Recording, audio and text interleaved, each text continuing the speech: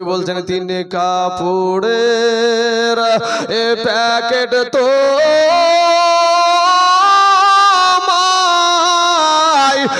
বানায়া এ রাইখা দিবে কবরেতে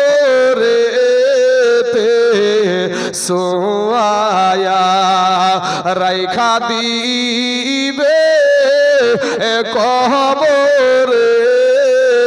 বলেন আমি দুর্বল কিসের? আপনি মুরগির বাচ্চার চাইতেও দুর্বল, একটা মুরগির বাচ্চার কাছেও দুর্বল।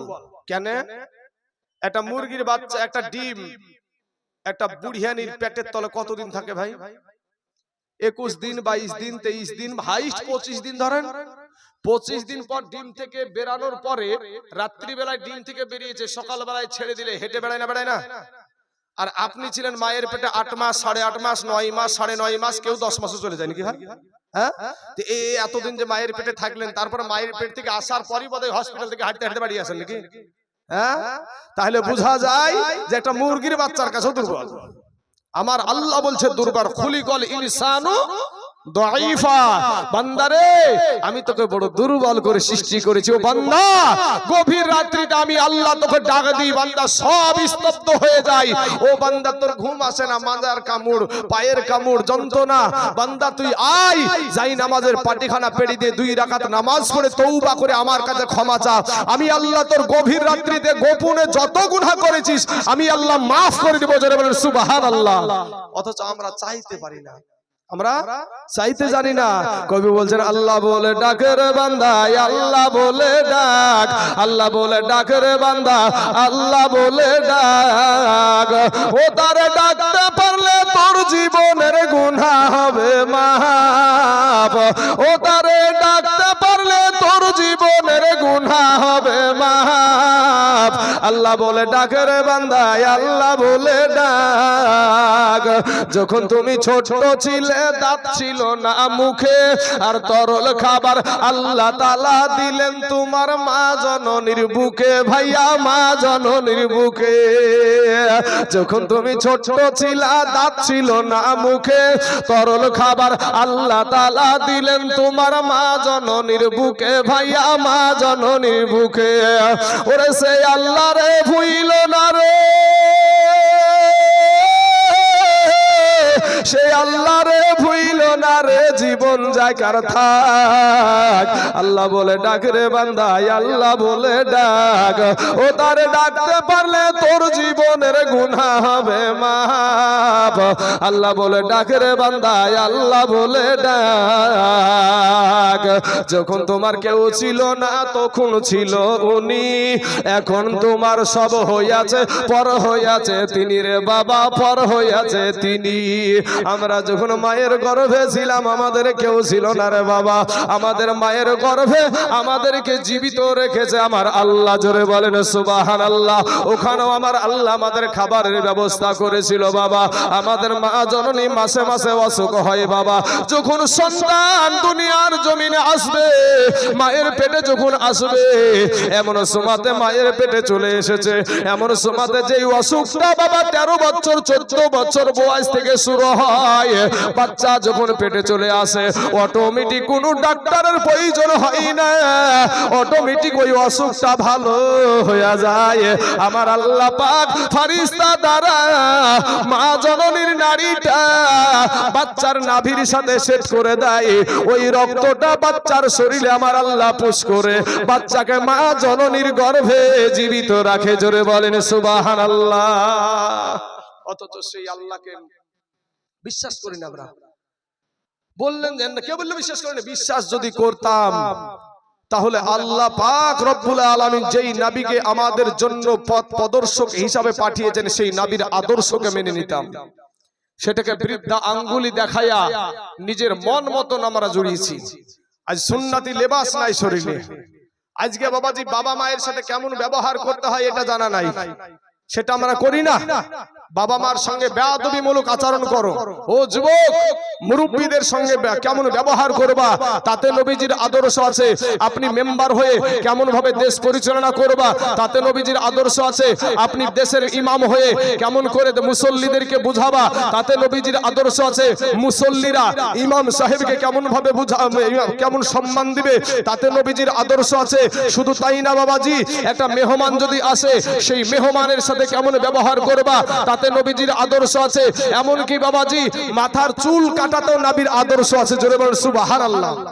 মাথার চুল কাটায় নবীজির আদর্শ আছে। সুন্নতি চুল কাটা আছে চাচা, সুন্নতি চুল কাটা আছে। কিন্তু ওই সুন্নতি চুল কাটাকে আমাদের সমাজের আপনার সন্তান, আপনার ঘরের সন্তান ওই চুল কাটাকে, সুন্নতি চুল কাটাকে বৃদ্ধা আঙ্গুলি দেখাইয়া কি করলো, সেলুনে যায়। যাওয়ার পরে নাপিতকে বলে, ভাই নাপিত ভাই, আমাকে বান্দর কাট দেন, নাহলে হুলমান কাট দেন। মাথার ভিতর এখন টিকটিকিও বানাই, মাথার ভিতরে আল্লাহর দেওয়া রং পছন্দ হয় না, দেখবেন কুত্তার লেজের মতন রং করে রাস্তায় ঢং করে ঘুরে বেড়ায়, নিজেকে খুব হ্যামসাম মনে করে। আরে বাবা রে, বিশাল ব্যাপার। বাবাজি শোনা, কবরে যাইও, কবরে গুনহা নিয়ে কবরে যাইও না বাপ। শোনা যুবক, ও যুবকেরা, একটা সেকেন্ডের আযাব সহ্য করতে পারবি না রে ভাই।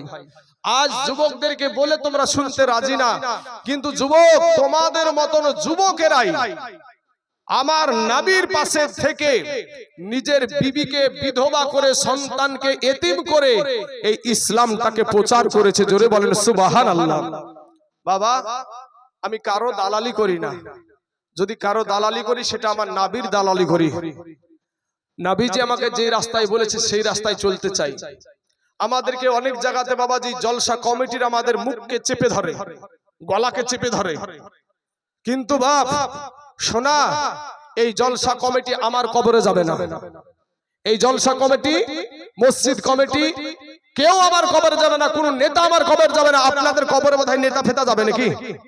কারো কবরে কেউ যাবে না। মাত্র 3 খানা সাদা কাফন নিয়ে কবরে যেতে হবে। বুঝতে পারলেন বাবাজি? নতুন জিনিস এটা না।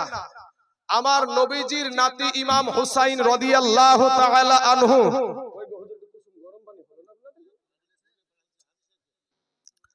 বাবাজি আমার সোনা মানিকের আমার ভাই জানেরা, তো আপনাদেরকে বলছি যেটা, যে বিষয়টা, যে ইমাম হুসাইনকে শহীদ যারা করেছিল তারা কেউ বিধর্মী ছিল না ভাই। তারা ছিল কালেমা পড়া মুসলমান, তারা ছিল নামাজি, তারা ছিল দাড়ি রাখা, সুন্নাত রাখা মানুষ। সেই 22,000 সৈন্য দিয়ে ইমাম বংশকে, আমার নবীর বংশকে, ফুরাত নদীর পানিকে বন্ধ করে দিয়ে ইমাম হুসাইনকে কারবালার জমিনে শহীদ করেছে মুসলমানেরা। ইমাম আপনার যিনি আমাদের ইমাম আপনার হযরতে আবু বকর সিদ্দিক, হযরতে উমর ফারুক রাদিয়াল্লাহু তাআলা আনহু, জিনার কথা বলা হয়েছে যে আমার নবী বলছেন আমার পরে যদি কেউ নবী হতো তো উমর ফারুক নবী হতো। তিনাকে শহীদ করেছে মুসলমানেরা। হযরতে উসমান গনি জিন্নুরাইন, সেই উসমান গনি রাদিয়াল্লাহু তাআলা আনহু নবীজির জামাই, 2 বিটির জামাই, সেই উসমান গনিকে শহীদ করেছে মুসলমানেরা। হে মুসলমান যুবকেরা, আপনার হযরতে আলী রাদিয়াল্লাহু তাআলা আনহু, যিনি মা ফাতেমার স্বামী, জিনার সম্পর্কে আপনার হাদিস এসে আলা মাদিনাতুল ইলমি ওয়া আলিয়ুম বাবুহা, আমার নবী বলছেন আমি হলাম ইলমের শহর, আর সেই শহরের দরজা হলো হযরতে আলী। জোরে বলেন সুবহানাল্লাহ। সেই আলী রাদিয়াল্লাহু তাআলা আনহুকে ইরাক দেশে আপনার শহীদ করেছিল এই মুসলমানেরা। হুসাইনকে শহীদ করেছে মুসলমানেরা, হাসাইনকে শহীদ করেছে মুসলমানেরা। আজকের দিনেও বাবাজি বাবরি মসজিদ তৈরি হওয়াতে কিছু মৌলবীদের চুলকানি উঠেছে, কিছু মৌলানাদের চুলকানি উঠেছে বাবাজি। মুমতাজুল নামে একজন ব্যক্তি, মসজিদের পক্ষে আমরা, আজ আমার মসজিদকে নিয়ে বাবাজি ওয়াকফ সম্পত্তিকে হাতিয়া আপনারা তাদের কবজায় করছে। আজ এই মসজিদ আপনার বাবার মসজিদ, এই মাদ্রাসা আপনার বাবার মাদ্রাসা, এই ঈদগাহ আপনার বাপে দাদার ঈদগাহ, এই গরুস্থানের ময়দান আপনাদের বাপ দাদার গরুস্থান। সেই গরুস্থানের পক্ষে কথা বলতে গেলে কিছু মুসলমানের, সব মুসলমান না, কিছু মুসলমানের ভিতর জ্বলছে না ভাই, যারা দালালি করে। আবার মৌলবীদের ভিতরে 3,000 টাকা ভাতা পাইছে, যদি এদিক ওদিক হয়ে যায় 3,000 টাকা ঢুকবে না। বুঝলেন না? রুজির মালিক কে? জোরে বলতে হবে, একটু কথা বলেন তো, রুজির মালিক কে? এতগুলা মানুষের আওয়াজ, এটাই মুখে ফেবুকে কাঠা লেগেছে ভাই। মইরে গেলে তিনখানা কাফন, এটাই মনে রাখি আমি তাইজুল ইসলাম আজ বলছি, মানা না মানা সেটা আপনার ভিতরে। আমাদের রুজির মালিক কে? রুজির মালিক যদি আল্লাহ বিশ্বাস থাকে, তাহলে এটাও বিশ্বাস রাখেন, ও 3000 কেন 3 কোটি টাকা দিয়ে আপনার পেট ভরাতে পারবে না, কিন্তু আমার আল্লাহ পাক রব্বুল আলামিনের একটা ইশারাতে ধনী থেকে গরিব বানায়, ধনী থেকে আপনাকে মিসকিন বানাতে পারে, আবার মিসকিন থেকে আপনাকে ধনী বানাতে পারে। জনগণ ঠিক না ঠিক? সেটার উপরে বিশ্বাস রাখেন। বাবা, আমি যে কথাটা বলতে চাইছি, আজ বেলডাঙ্গার জমিনে হুমায়ুন কবির সাহেব, উনি এটা বাবরি মসজিদ, আমাদের 500 বছরের মসজিদকে তারা ভেঙে ফেলেছে, আপনারা সকলেই জানেন। শুধু তাই না, এই মুর্শিদাবাদের জমিনে কাটরা মসজিদ আছে না নাই? এই কাটরা মসজিদে অনেক আমার কালেমার ভাই, আমার অনেক মুসলমান আব্বাজান, এরকম বাবজি যুবক ছেলেরা এই মসজিদে নামাজ পড়তে গিয়ে বলেন, মুসলমানের রক্ততে নদী লাল হয়ে যেন হয় নাই গো। কার দালালি করেন ভাই? আজ আমাদের এই দেশে বলেন এসআইআর হলো না? সকলে ফর্ম পূরণ করেছি তো, কিন্তু আমাদের মাননীয় মুখ্যমন্ত্রী বলেছিলেন যে আমি থাকতে এসআইআর হতে দিব, কিন্তু হয়েছে না হয়নি? মিথ্যা বলেছিল না সত্য বলেছে? এই ওয়াকফ সম্পত্তি নিয়ে কেউ যদি আন্দোলন করতে চাও, তারা দিল্লি চলে যাও, বলেছিল না বলেনি? বাবাজি, আমি মমতা ব্যানার্জি থাকতে এখানে ওয়াকফ সম্পত্তির উপরে কোনো আঘাত হানতে দিব না, অথচ নিজেই উনি 5 ডিসেম্বর পর্যন্ত টাইম বেঁধে দিয়েছেন, দেয়নি? বাবাজি, উনি বাবাজি দীঘাতে একটি বাবাজি জগন্নাথ মন্দির যেটা করলো, ওটা শুধু যে উনি সরকার আপনার টাকায়, আপনার টাকাতে, আপনাদের টাকাতে সে মন্দির বানালো। আপনার এইদিকে উত্তর দিনাজপুর পার হয়ে ওখানে একটা মন্দির বানানোর কথা বলছে, নিউ টাউন কলকাতাতে মন্দির বানানোর কথা বললো, কিন্তু আপনার জন্য কি করেছে সেটা বলেন? আপনার জন্য কি করলো? কার দালালি করেন আপনি? কিসের দালালি করেন আপনি? আমি বলবো ভাই, শোনা, দালাল যদি হন তো নবীজির দালাল হন। নবীজির যদি দালাল হন, আপনার নবী আপনাকে সাফায়াত করে জান্নাতে নিয়ে যাবে। জোরে বলেন সুবহানাল্লাহ। এই দুনিয়াটা আজ আছে, কাল নাও থাকতে পারি, আর আমরা মুসলমানের রক্ত আমাদের শরীরে আছে। এই মুসলমানের রক্ত নিয়ে আমরা জানি যে ইসলামের জন্য, কোরআনের জন্য, মসজিদের জন্য, ঈদগাহের জন্য, গোরস্থানের জন্য যদি আমাদের জীবনটা কুরবানি করতে পারি, তাহলে আমরা হব শহীদ। কথা বলেন ঠিক না ঠিক? আর শহীদের জন্য ডাইরেক্ট জান্নাত, ও কোনো হিসাবের ব্যাপার নাই। শহীদের জন্য ওই আপনার ইসলামপুরের ব্রিজের এই পাটটা হলো দুনিয়া, ওই পাটটা হলো জান্নাত। শহীদি মউতের এরকম দরজা। তাহলে মুসলমানেরা বাবাজি, কিন্তু বাবাজি আজ এই ভারতের জমিনে, এই মুর্শিদাবাদের জমিনে হুমায়ুন কবির সাহেব উনি যে মসজিদটা করছেন, আমি জানি বাবাজি মসজিদে মুসল্লি পাওয়া যায় নাই, কিন্তু এটাও জানি, কিন্তু মসজিদ আল্লাহর ঘর, সে যেখানেই থাকুক না কেন, আল মসজিদ বাইতুল্লাহ, মসজিদ হলো আল্লাহর ঘর। সেই ঘর যদি কেউ বানায়, তাতে কোনো মৌলবি যদি বিরোধিতা করে, জানতে হবে যে সেই ব্যক্তি, সেই এজিদের প্রেতাত্মা, সেই ফেরাউনের প্রেতাত্মা। বাবাজি আমার সোনা মানিকের আমার ভাই, আমি বলবো বাপ, আমি কোন রাজনীতি করি না, আমি ওইসব রাজনীতি করি না। এর ভিতরে কিছুদিন পূর্বেই বাবাজি আমরা দেখতে পেলাম যে আমাদের কোরআনে, আমাদের ধর্মে নাকি জেনা করা জায়েজ আছে। নাউজুবিল্লাহ পড়েন। এই ইসলাম ধর্মের আইন যদি ভারতবর্ষে জারি হয়, জেনা নাম জিনিসটা এই ভারতবর্ষে থাকবে না। কারণ কি জানেন? ইসলাম ধর্মে যদি কেউ জেনা করতে যে ধরা পড়ে, তো ওর জন্য ফতুয়া কি জানেন? ওকে এখন পর্যন্ত পুঁতে ফেলতে হবে, পাথর মেরে ফেলতে হবে। এই দেশে যদি এই হাটের উপরে যদি একজনকে এরকম করা হয়, এই দেশে জেনা করতে কেউ যাবে ভয়ে? এটা হলো ইসলাম ধর্মের আইন।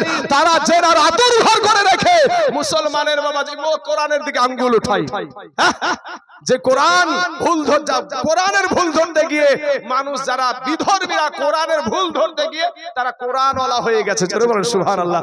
একবার দুরূদে পাক পড়েন, আল্লাহুম্মা সাল্লি।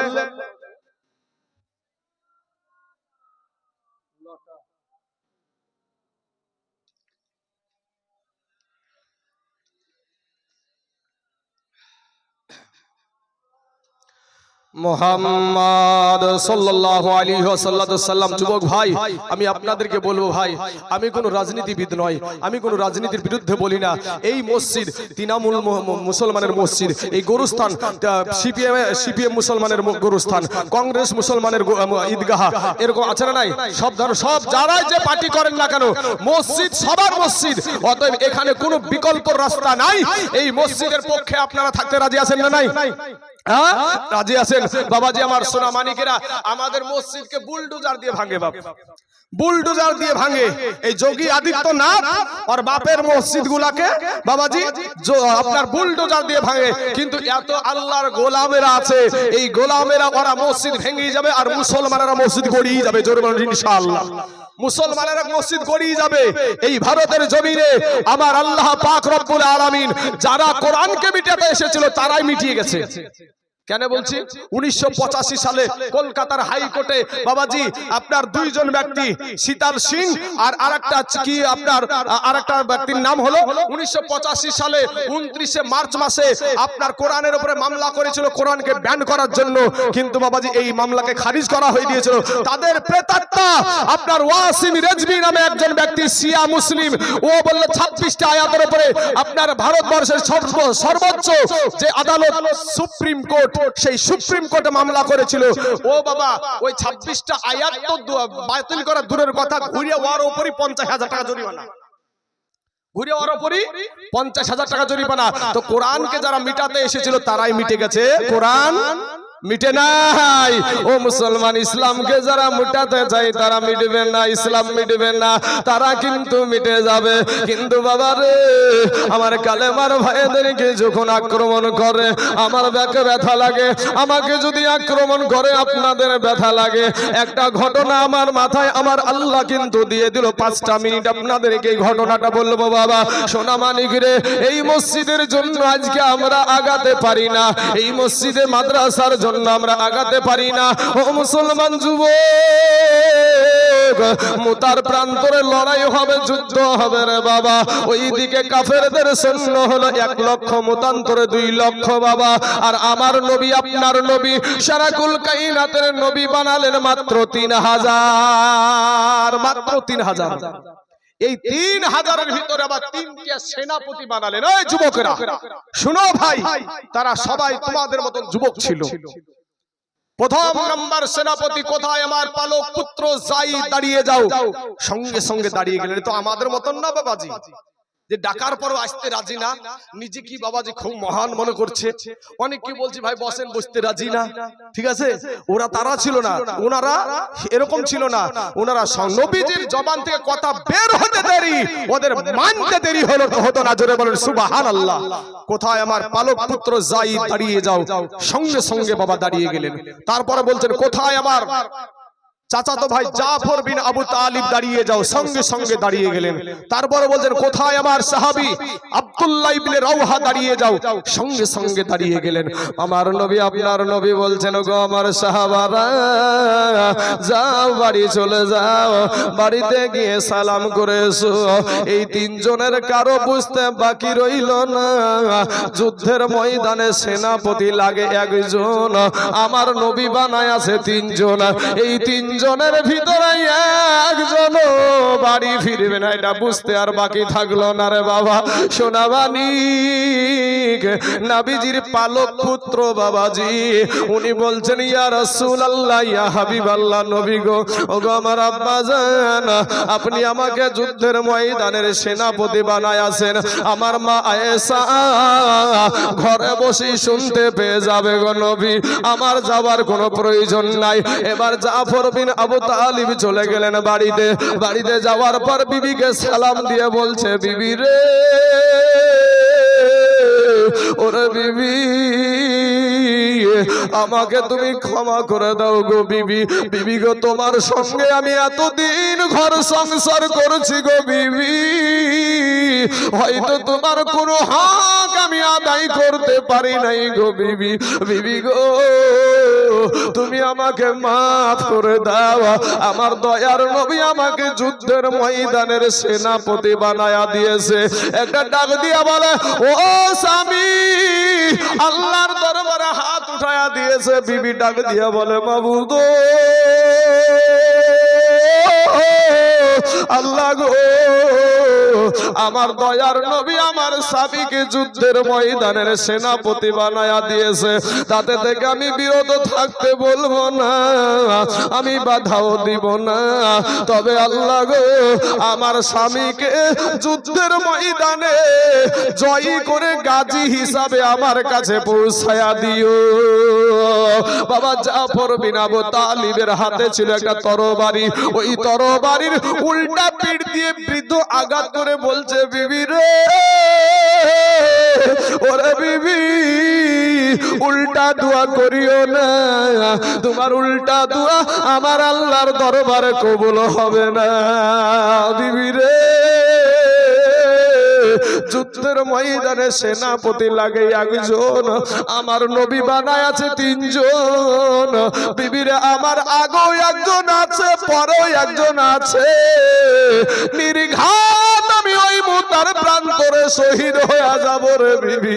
বিবিরে তুমি উল্টা দোয়া করিও না, তোমার উল্টা দোয়া আমার আল্লাহর দরবারে কবুল হবে না। বিবিরে আমি যেই রাস্তায় জীবন দিতে যাচ্ছি রে বিবি, আমার সন্তান গুলাকে তুমি ওই রাস্তা দিয়ে শিক্ষিত করিও। জোরে বলেন সুবহানাল্লাহ। স্বামী বাড়ি থেকে বেরিয়ে চলে যাচ্ছে, বাপ কাটা কবুতরের মতন উঠানে পড়ে গড়াগড়ি আরম্ভ করে দিল। বিবি ছোট ছোট ছোট ছোট বাচ্চাগুলা, ছোট ছোট সন্তানগুলা পিছনে পিছনে আব্বু গো বলে দৌড়ায়, একবারও পিছনে ফিরে তাকালেন না। কারা কান্দে?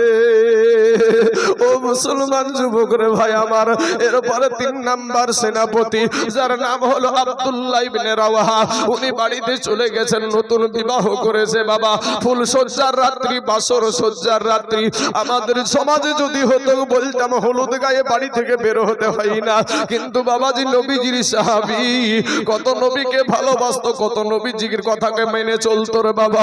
গিয়ে বলছে প্রাণের বিবি, প্রথমে সালাম দিয়ে দেখছে বিবি কোরআন তেলাওয়াত করছে, ডাক দিয়ে বলে বিবি গো, কোরআন তেলাওয়াতটা একটু বন্ধ করো, আমি তোমার স্বামী এসেছি। এবার বাড়ির বাইরে থেকে, দরজার বাইরে থেকে, গেটের বাইরে থেকে বিবিকে ডাক দিয়ে বলে বিবি রে, আমি তোমাকে নতুন বিবাহ করেছি গো বিবি। বিবি গো, তোমার কোনো হক আমি আদায় করতে পারি নাই গো বিবি। বিবি গো, আমার দয়ার নবী, আমার নূর নবী, আমার এতিম নবী, আমার মায়ার নবী আমাকে যুদ্ধের ময়দানের সেনাপতি বানায়া দিয়েছে। বিবি গো, আমাকে তুমি মাফ করে দাও, আমি যুদ্ধের ময়দানে চলে যাব। বিবি একটা ডাক দিয়ে বলছেন স্বামী গো, আপনাকে দয়ার নবী যুদ্ধের ময়দানের সেনাপতি বানায় আছে, আমি তাতে থেকে বিরত থাকতে বলবো না, আমি বাধাও দিব না।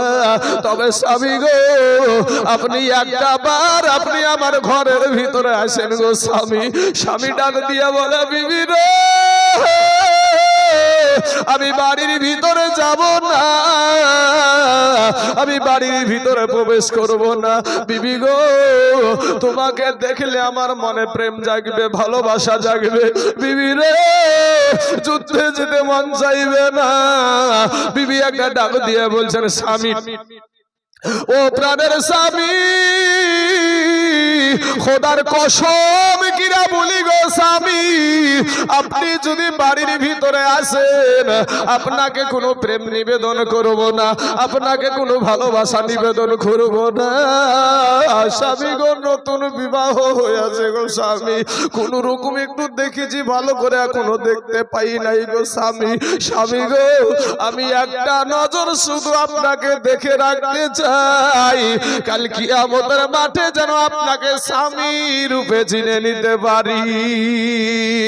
আব্দুল্লাহ ইবনে রাওয়াহা বলছে বিবি রে, ওরে বিবি, তুমি যদি ধৈর্য ধারণ করে দুনিয়া করতে পারো, বিবি রে, কিয়ামতের মাঠে নয়, আমার আল্লাহ তোমাকে আমাকে জান্নাতের ভিতরে স্বামী স্ত্রী হিসাবে পরিচয় করায়া দিবে। জোরে বলেন সুবহানাল্লাহ। এ বাবাজি, এদিক ওদিক তাকাবেন না, দিলখানা নরম করে দেন, দেখেন না বাবা একটু দিলটা নরম হয় কিনা রে বাবা। কোনো দিকে কান দিয়েন না রে যুবক ভাইয়েরা, ও সোনার যুবক, ও মসজিদওয়ালারা, কোরআনওয়ালারা, ও নবীওয়ালা মানুষেরা গো, আজকে আমরা কিন্তু কত দূরে আছি রে ভাই রে। ও সোনামানি যুদ্ধের ময়দানে চলে গেল বাবা। যুদ্ধের ময়দানে যাওয়ার পরে এবার বাবাজি কাফেররা গর্জন দেয়, মুসলমানদেরকে ডাক দেয়, মুসলমানদেরকে গর্জন দেয়। এবার মুসলমানদের জাপ আপনার যায়েদের হাতে হলো আপনার তরবারি, যায়েদের হাতে ইসলামের পতাকা তরবারি। একইভাবে কলা গাছ ঝোড়া করে ঝুড়তে ঝুড়তে আপনার একটা সময় যায়েদকে ঘেরাও করে ফেললো, যায়েদকে বাবা শহীদ করে দিল। ও মুসলমান ভাই, এবার আমার নবীজির চাচাতো ভাই জাফর বিন আবু তালিবের হাতে তরবারি, ইসলামের পতাকা। কাল বৈশাখী ঝড়ের মতন গতিতে যুদ্ধ চালাতে চালাতে কাফের জাহান্নামে পাঠাতে পাঠাতে রে বাবা একটা সময়তে পিছন থেকে জাফর বিন আবু তালিবের হাতে আঘাত করে দিল, একটা হাত কেটে জমিনে পড়ে গেল বাবা। দ্বিতীয় হাতে যখন আঘাত করলো, দ্বিতীয় হাতখানাও কেটে জমিনে পড়ে গেল। পাশের একটা সাহাবীকে ডাক দিয়া বলছে, ওগো ওগো আল্লাহর নবীর সাহাবী, দয়ার নবীকে বলি, ওগো আমি জাফরের দুই হাত কাটা, দুই পা কাটা, এরপরও ইসলামের পতাকা মাটিতে পড়তে দিই নাই। জোরে বলেন সুবহানাল্লাহ। দুইজন সাহাবী দৌড়ে গিয়ে দেখছে বাবা জাফরের দুই হাত কাটা, দুই পা কাটা, ইসলামের পতাকাটা মুখে কামড় দিয়া উঁচা করে রেখে দিয়েছে। জোরে বলেন সুবহানাল্লাহ। ও মুসলমান যুবকেরা, আজ সারা দুনিয়া চাইছে মসজিদ ভেঙে দাও, মাদ্রাসা ভেঙে দাও, কোরআনকে পুড়িয়ে দাও, ইসলামকে মিটিয়ে দাও, কিন্তু যতদিন এই আল্লাহর গোলামেরা আছে গো, ততদিন পর্যন্ত আমাদের মসজিদ শেষ করতে পারবে না, ততদিন পর্যন্ত আমাদের কোরআনকে বাবা উঠাতে পারবে না, ততদিন পর্যন্ত ইসলামকে উঠাতে পারবে না। তাই আজ আমি বলবো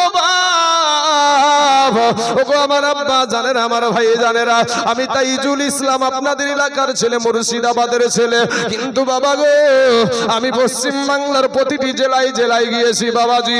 কোন জায়গাতে আজকে বাবাজি এই দেশের ওক্তিয়া মসজিদের উন্নতি কল্পে জালসারে বাবা। ও সোনা মানিক, আমি আপনাদেরকে বলবো, আমি বলবো বাবা, আপনাদেরকে আজকে হাত কাটতে হবে না, পা কাটতে হবে না, আপনাদেরকে আজকে জীবন দিতে হবে না, আপনাদের বিবিকে বিধবা করতে হবে না, আপনাদের সন্তানকে এতিম করতে হবে না বাবা। আমি আপনাদের সন্তানের মতন একটু দোয়া করে যাব বাপ। আমি কোন জায়গাতে 50,000ও বলেছি, কোন জায়গাতে 30,000, কোন জায়গাতে 20,000, কিন্তু বাবা গো আজকে আমি এই দেশের মুসলমান গরিবদের কাছে 50,000 বলবো না, আমি 20,000 বলবো না, আমি একটা কথা বলবো বাপ, এই আল্লাহর ঘর মসজিদের জন্য আমি একজন ব্যক্তিকে শুধু দেখতে চাই বাবা রে। আল্লাহর ঘর মসজিদ কেউ যদি বানিয়ে দেয়, আমার আল্লাহর নবী হাদিসে বলছেন যে তার জন্য আমার আল্লাহ পাক জান্নাতে ঘর বানায়া দেয়। জোরে বলেন সুবহানাল্লাহ। বাবাজি এমন কোন আল্লাহর গোলাম আছেন গো, এমন কোন আল্লাহর বান্দা আছেন এখানে যে মাত্র 10,000 টাকা, আমার ডানে বামে সামনে পিছনে, ও বাবাজি কোন জমিওয়ালা ভাই, কোন ব্যবসায়ী ভাই, কোন দোকানদার ভাই, ও বাবাজি কোন মেম্বার ভাই, ডাক্তার মাস্টার আছেন গো বাবাজি, কোন আল্লাহর গোলাম আছেন, বলবেন হুজুর আমার জান আছে মাল নাই, তবে আমি এই মসজিদে মাত্র 10,000 দিয়ে দেব, হবে না বাবা? কোন আল্লাহর বান্দা ইনশাআল্লাহ একজন বলবেন হুজুর আমার জান আছে মাল নাই, তবে আমি দিয়ে দেব 10,000 টাকা। মসজিদটার দোতলায় আমি উঠেছিলাম, কাউসার আলী 500 টাকা সাবাজপুরে বাড়ি দিয়েছে। আল্লাহ তার দানকে তুমি কবুল করে নাও, আল্লাহ হায়াতে দারাজ করে দাও, আল্লাহর রুজুরুজগার তুমি বরকত দান করো। এ বাবাজি একটা তাকবীর দিব বাবা। শোনা একজন ব্যক্তি হবে না বাপ, কোন আল্লাহর বান্দা এখানে নাই যে ইনশাআল্লাহ আল্লাহকে খুশি করার জন্য যে আমি দেব 10,000 টাকা এই মসজিদের জন্য। আল মসজিদু বাইতুল্লাহ, মসজিদ হলো আল্লাহর ঘর, রুজির মালিক যদি আল্লাহ হয় তাহলে এটা বিশ্বাস করে নেন, আপনি দান করলে আপনার আল্লাহর বরকত দিবে, আপনার ফুরাবে না রে বাবা। শোনা লক্ষ লক্ষ টাকা খরচ করে আমি নিজে একটা মাদ্রাসা করেছি, আমার আরো 2 জন সহযোগীকে নিয়ে লক্ষ লক্ষ টাকা পকেট থেকে গিয়েছে বাবা, আমরা না খাইয়া মরিনি রে ভাই। আপনি দেখবেন হ্যান্ডবিলে যত সম্ভব লেখা আছে জলঙ্গি মহিলা মাদ্রাসা মনে হয় লেখা আছে, ওটাই আমি অ্যাড্রেস এখানে পাঠালছি, কি লিখেছে তারা জানে। বাবাজি আমার সোনা মানিকরা, হবে না বাপ একটা ব্যক্তি কাদিরা বেওয়া 1000 টাকা, নাদিরা বেওয়া 1000 টাকা, রুস্তম হাজি 500 টাকা। আচ্ছা একজন বাবা আর ভাইয়ের জন্য দিয়েছে 2000 টাকা। আল্লাহ গো এদের দানগুলোকে তুমি কবুল করে নাও, আল্লাহ হায়াতে দারাজ করে দাও, আল্লাহর রুজুরুজগার তুমি বরকত দান করো। আয় আল্লাহ আসমানি বালা, জমিনি বালা, রুহানি বালা, সমস্ত বালা মুসিবতকে আল্লাহ তুমি দূর করে দাও, আমিন সুম্মা আমিন। এই বাবাজি এই দেশে একটা লোক নাই, একটা আল্লাহর বান্দা নাই 10,000 টাকা দেবার মতন। এই মসজিদে আপনি একবারে না পারেন 10 বারে দিয়ে 1000 করে। দুতলার কাজটা হবে বাবাজি, দুতলার মসজিদ, দুতলাটা শুধু ইট গাঁথাই হয়েছে, বাতা পাশাপাশি কিছুই হয় নাই। কিছু নিয়ে যেতে পারবেন না, মাত্র 3খানা কাপড় নিয়ে যেতে হবে। কবি বলছেন 3 কাপড়ের এ প্যাকেট তো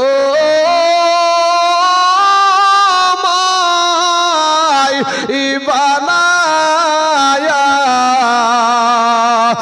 রাইখা দিবে কবরেতে